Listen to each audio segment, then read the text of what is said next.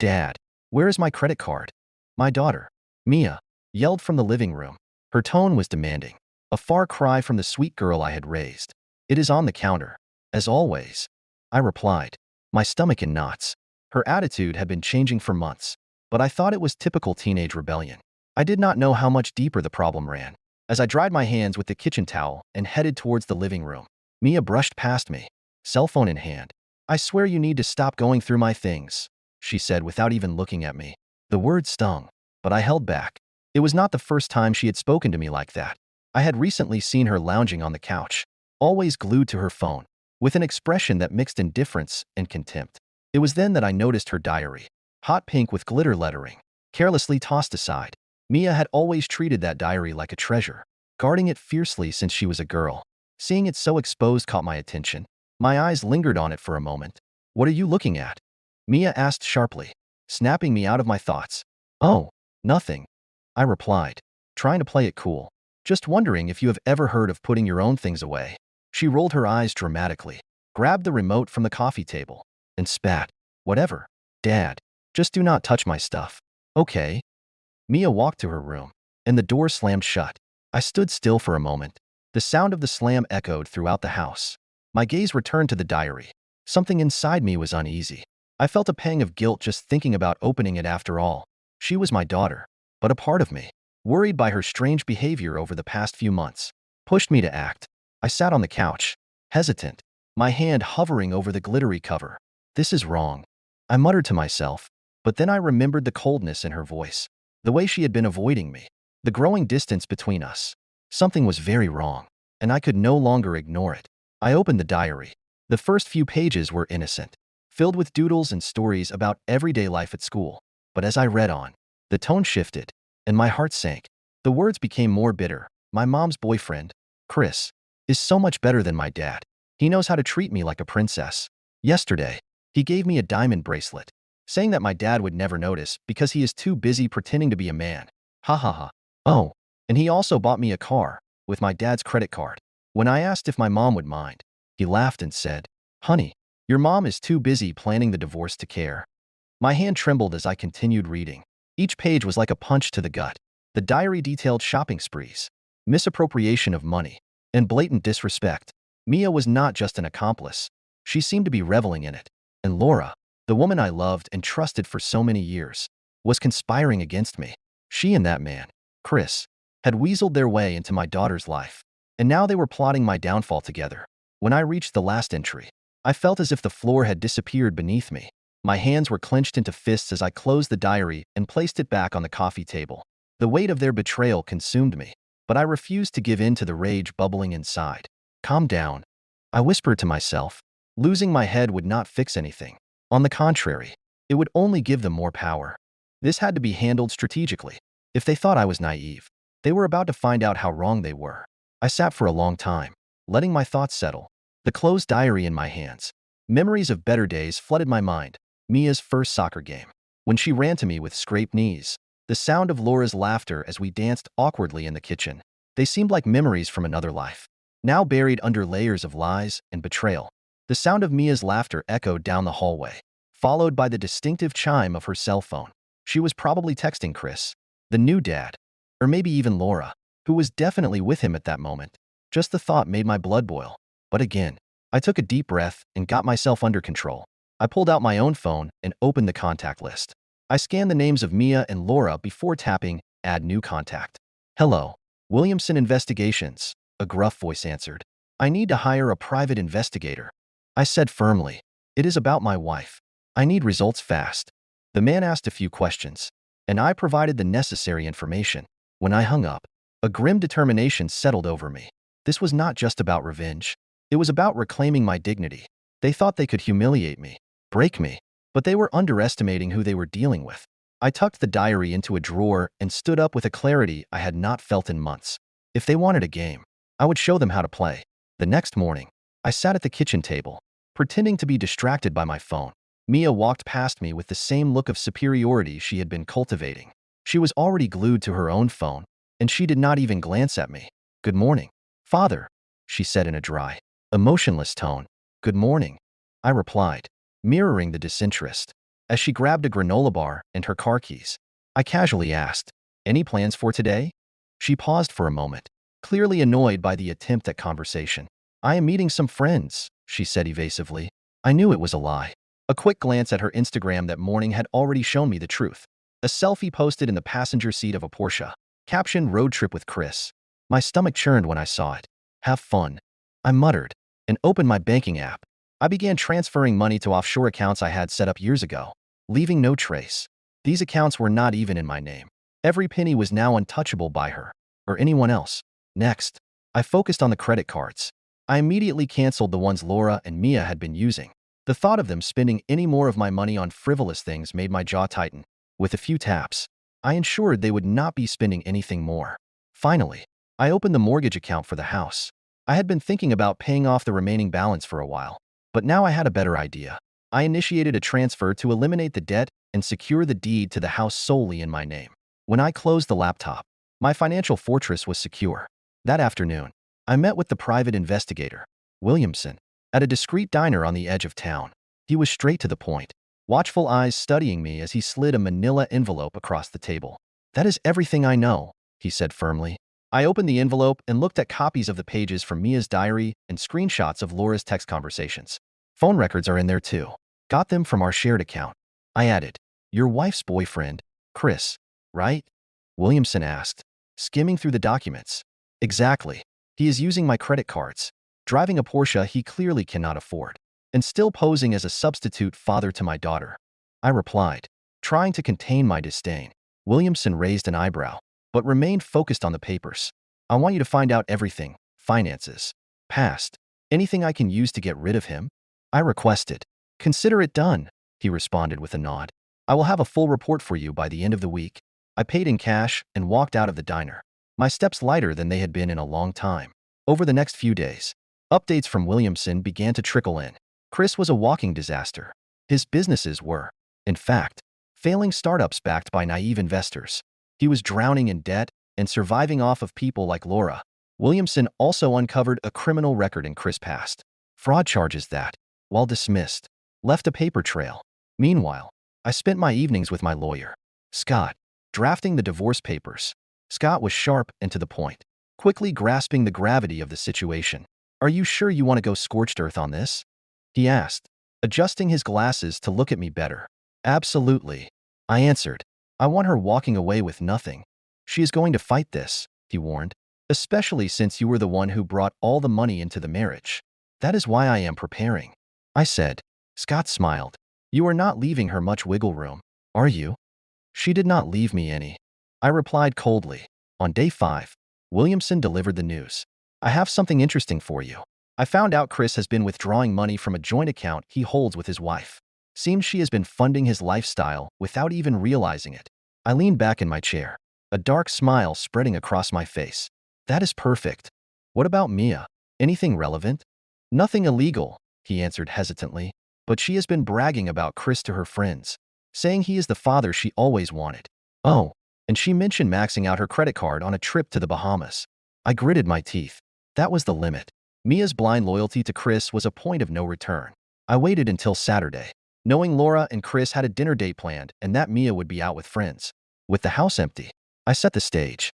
On the kitchen counter, I left a copy of the divorce papers, a stack of evidence detailing Chris' financial crimes, and a printed photograph of the repossessed Porsche, something I had personally arranged earlier that day.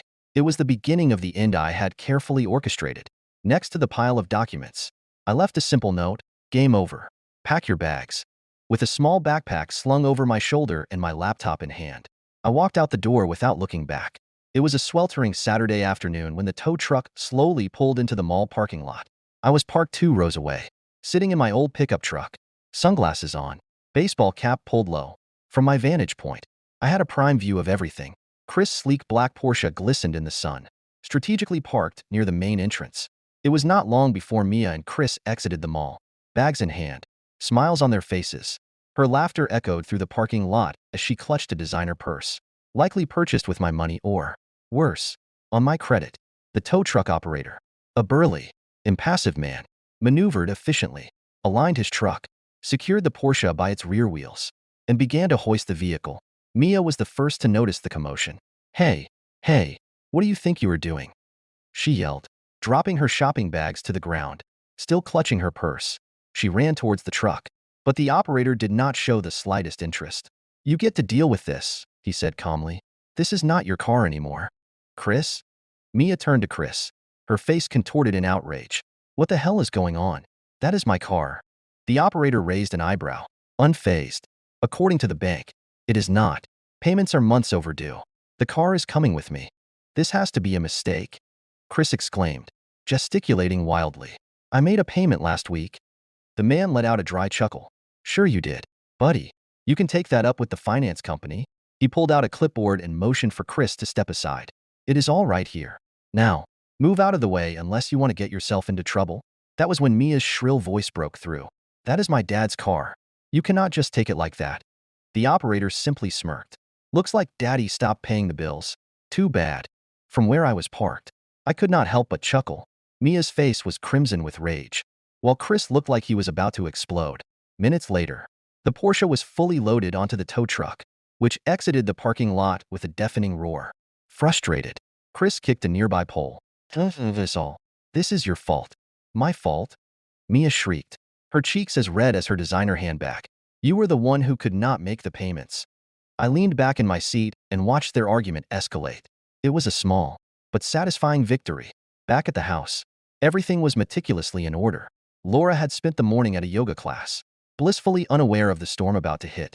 The house was silent, too silent. Hello? She called out, placing her purse on the counter. That is when her eyes landed on the neatly organized stack of papers on the kitchen island.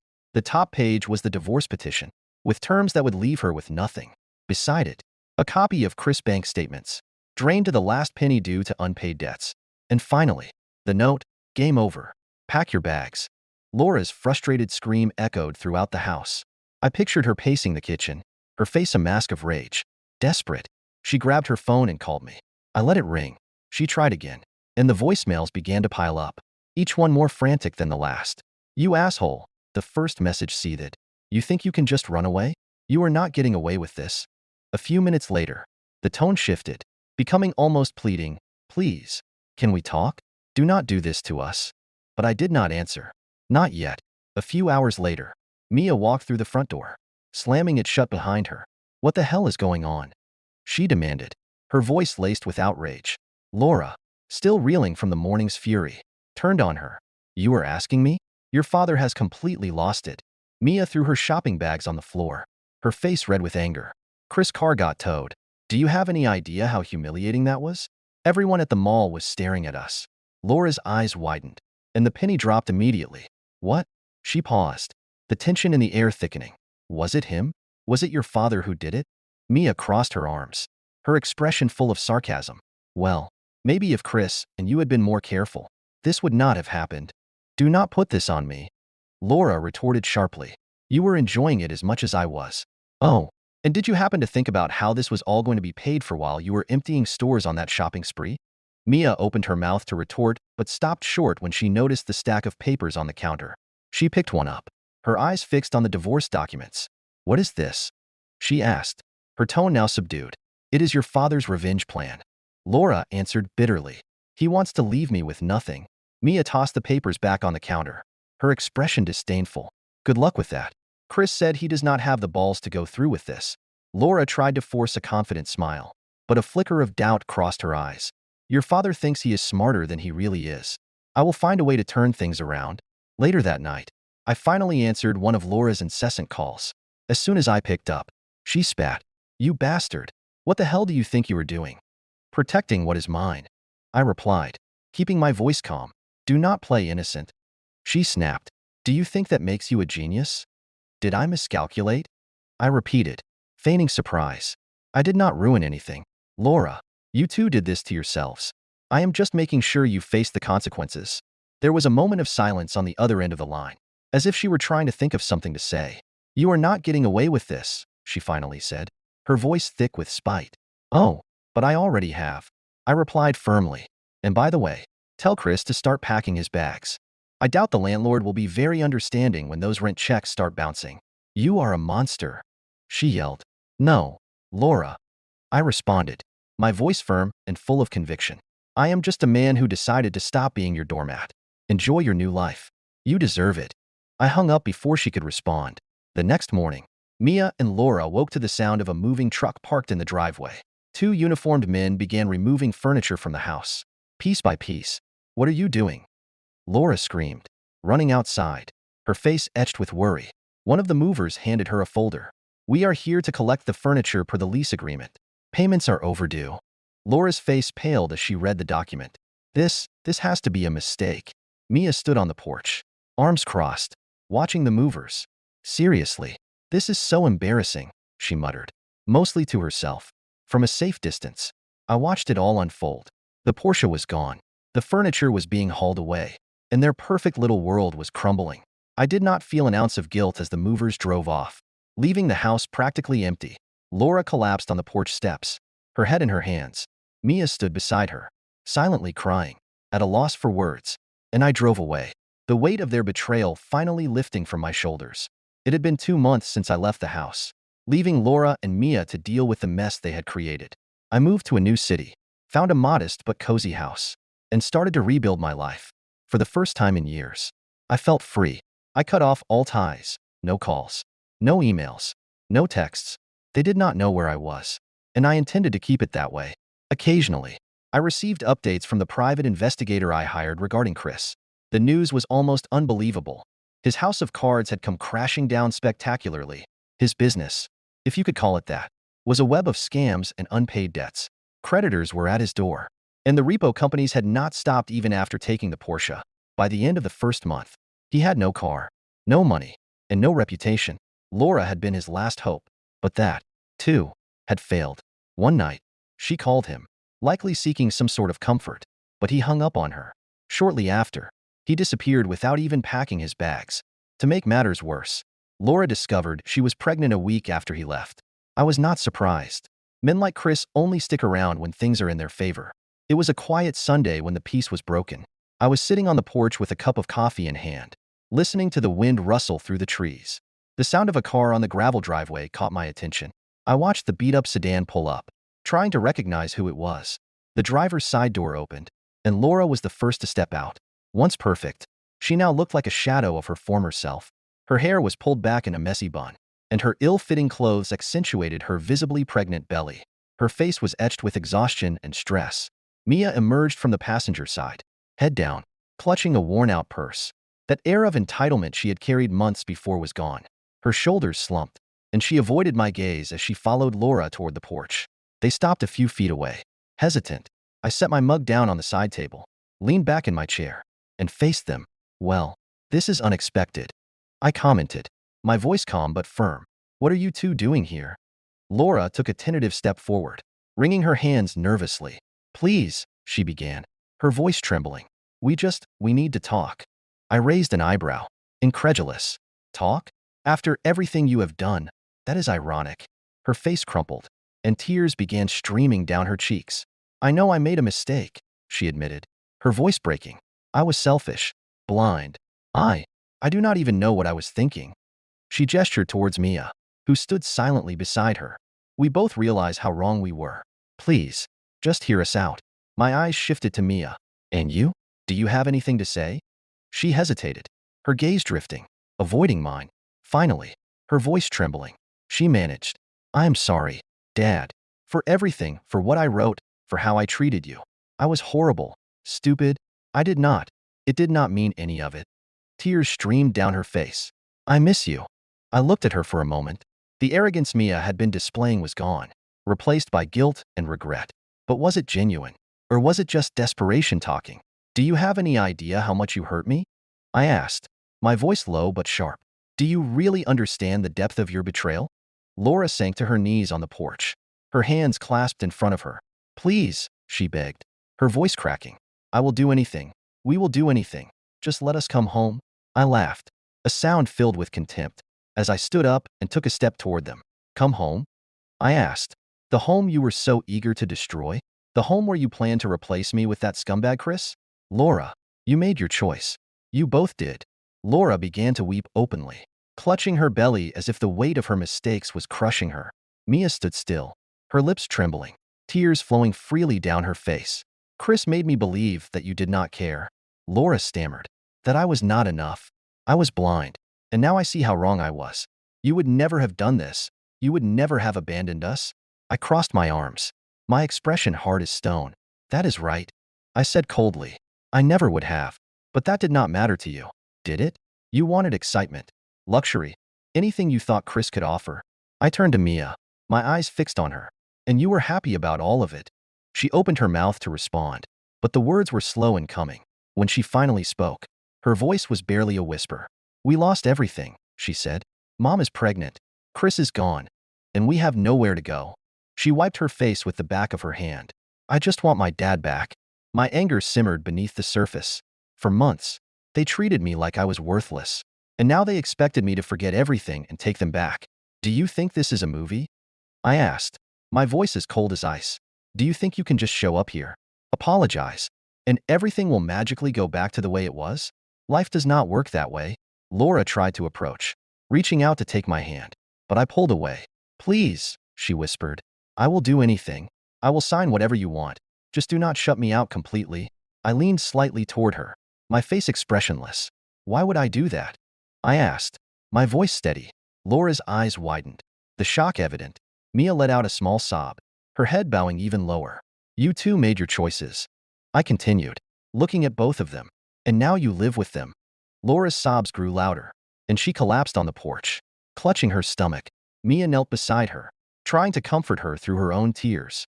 I turned and walked towards the door. Before going inside, I stopped and looked over my shoulder. Next time you play games with someone's life, I said, my voice icy, make sure you are prepared to lose. I closed the door behind me and locked it. Their cries, muffled by the wood. I stood by the window, watching them sitting on the porch, weeping. A part of me wanted to feel sorry, to reach out, to offer help. But another part, the part that remembered every detail of their betrayal, refused to give in. Eventually, they got back in the car and drove away. I stood there, watching, until their taillights disappeared down the road. For the first time in months, I felt like I had found some kind of closure. I had given them a chance to confront their actions, to understand the weight of their choices. What they did now with that understanding was up to them. I walked away from the window, picked up my coffee, and sat back on the porch. The wind blew through the trees, soft and steady, and a small smile played on my lips. Life finally felt like mine to live. The weeks following Laura and Mia's desperate visit were quiet, but not without reflection. I often found myself thinking about their faces, the desperation in Laura's eyes, the tears and visible guilt of Mia. But contrary to what I imagined, it did not reopen old wounds. In fact, it was like the final nail in a coffin that had already been buried. The pain of their betrayal had been deep, but it had also brought me freedom. They were their own responsibilities, and I had already made peace with leaving it all behind. It was time to live for myself. I threw myself into work. At first, the structure and routine were a welcome relief. Every day I devoted hours to projects that demanded focus and creativity. But the quiet nights were harder. I would sit on the porch, have a drink, watch the sunset, and occasionally wonder if I would ever be able to trust anyone again. It was on one of those nights that I met her. The clinking of glass startled me. I turned toward the sound and saw my new neighbor, a woman in her early 40s with an easy smile and kind eyes, standing at the edge of my porch. She held a plate of cookies in one hand and waved with the other. Hi, she said warmly. I am Rachel. Just moved in across the street. I hesitated for a moment before answering. Nice to meet you, Rachel. I am Mickey. Thought I would introduce myself in a more grown-up way. She lifted the plate of cookies. I was not sure if you preferred chocolate chip or oatmeal raisin, so I made both. I chuckled, the sound escaping naturally. It was easier than I expected. I am sure. I am grateful for chocolate chip, I said. She handed me the plate and leaned against the porch railing, looking around. You have a really nice place here. Quiet and peaceful. I bet you enjoy your space. You could say that, I replied, still cautious. She sensed the hesitation and smiled. Do not worry. I am not here to invade your space. Just thought I would say hello, and maybe convince you to come over for dinner sometime. No rush. Her approach was natural. No pressure. No ulterior motives. Just neighborly kindness, which I did not realize I was missing. Well, I appreciate it, I said after a moment. Thanks for the cookies. And the dinner offer sounds nice. Let me know when that dinner turns into another. And another. Rachel had a way of putting me at ease. But it was not just through her kindness. She, too, carried her own scars, her own stories of betrayal and resilience. Over time, our conversations began to deepen. Rachel talked about her divorce, about how she had rebuilt a life for herself and her teenage son, Ian. One night, as we sat on her back deck watching the sunset, she asked about my own past. "You do not have to tell me," she said softly, "but sometimes sharing helps." I looked out at the horizon for a long time before answering. My ex-wife, I should say, cheated on me, had an affair. But that was not all. She turned my daughter against me. They made me feel like I was nothing, that I was not anything, never mind. I took a deep breath. When I found out, it destroyed everything. I left, and I did not look back. Rachel nodded, her expression thoughtful. That kind of betrayal changes you, makes you question everything. Yes, I agreed. But looking back, I think it was the best thing that could have happened to me. It forced me to reevaluate who I am, what I want, and who I let into my life. She smiled, her eyes warm, and asked, "And who do you let in now?" I looked at her, a small smile playing on my lips, and answered, "Someone who knows what it is like to rebuild." As Rachel and I grew closer, our lives also began to intertwine. Her son, Ian, was polite, but somewhat reserved when we first met. At 16, he carried the weight of his parents' divorce quietly. It took a while, but we eventually connected. We had shared interests, classic cars, hiking, and a mutual distaste for complicated coffee orders. Rachel seemed genuinely amused by it. "Mom," Ian said one morning as we sat at a coffee shop, "who orders a caramel latte with 3 shots of espresso and extra foam almond milk?" Rachel laughed, feigning offense. "Do not knock it till you try it, kid." I chuckled, and Ian nodded in agreement. Ian is strictly black coffee. It is simpler, and you do not have to take out a second mortgage to pay for it. Ian, letting his guard down for a moment, looked at us and said, "These little moments, they remind me what it is like to be part of something." About 6 months after Rachel and I started seeing each other, I received a letter in the mail. The handwriting on the envelope stopped me cold. It was from Mia. I stared at it for a long time before opening it. Inside, a short, handwritten note: "Dad, I do not know if you will ever forgive me, but I hope someday you can. I am going to therapy, trying to understand why I did what I did. Mom and I are doing better, but we know things will never be the same. I just wanted you to know that I love you. I always did, even when I did not act like it." I read the letter twice, then left it on the kitchen counter. I did not know what to feel: anger, sadness, maybe even a flicker of hope, but I did not respond. Not yet. Rachel noticed my mood that night. "Are you all right?" she asked as we cooked dinner together. I hesitated before handing Rachel the letter. She read it silently, then set it aside. "Do you believe her?" she asked. "I do not know," I admitted. "Part of me wants to, but the other part still struggles to forget what she did." Rachel nodded. "You do not have to decide right now. Healing takes time, for everyone involved." Her words stuck with me. In the weeks that followed, I thought a lot about Mia's letter. I did not respond, but I did not throw it away either. Instead, I left it on my desk, a reminder that moving on does not always mean closing every door completely. Rachel helped me see that. She did not pressure me, did not demand answers, just stayed by my side, steady and supportive. One crisp autumn afternoon, as Rachel, Ian, and I were walking through the park, I realized how far I had come. It was then that Ian pulled me from my thoughts. "Hey, Mickey, are you coming with us to the car show next weekend? Mom said you used to have a Mustang." "I did," I answered, smiling. "And yes, I will be there. Maybe I will even teach you a thing or two about real cars." "Huh," Ian joked. "I bet I know more about cars than you." Rachel laughed and slipped her hand into mine. "Careful, Ian, you might get schooled." I squeezed her hand gently, feeling a warmth I had not felt in years. For the first time in a long time, I was not looking back, not dwelling on betrayal or regret. I was living in the present, with people who truly valued me. Laura and Mia's actions had left scars, but those scars did not define me. They reminded me of what I had endured and how far I had come.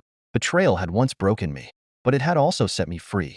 Now, standing on the cusp of a new beginning, I felt something I had not felt in years: hope. Years have passed since the chaos that once defined my life. The betrayal, the revenge, the fallout. It all seemed like the plot of a distant, hazy story now. I had closed that book long ago, but occasionally, I still heard whispers about Laura and Mia, echoes of the lives they were living now. It was not intentional. I was not actively seeking information about them, but old acquaintances, mutual connections. and the occasional careless comment managed to reach me. The news came sporadically, fragmented pieces of a puzzle I no longer cared to assemble.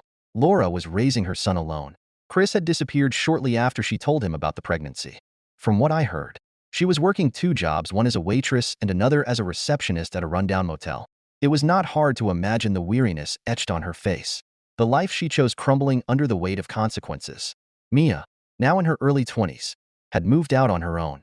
She and Laura had a falling out a few years back over money. Or so I heard. Word was she was working retail, living paycheck to paycheck.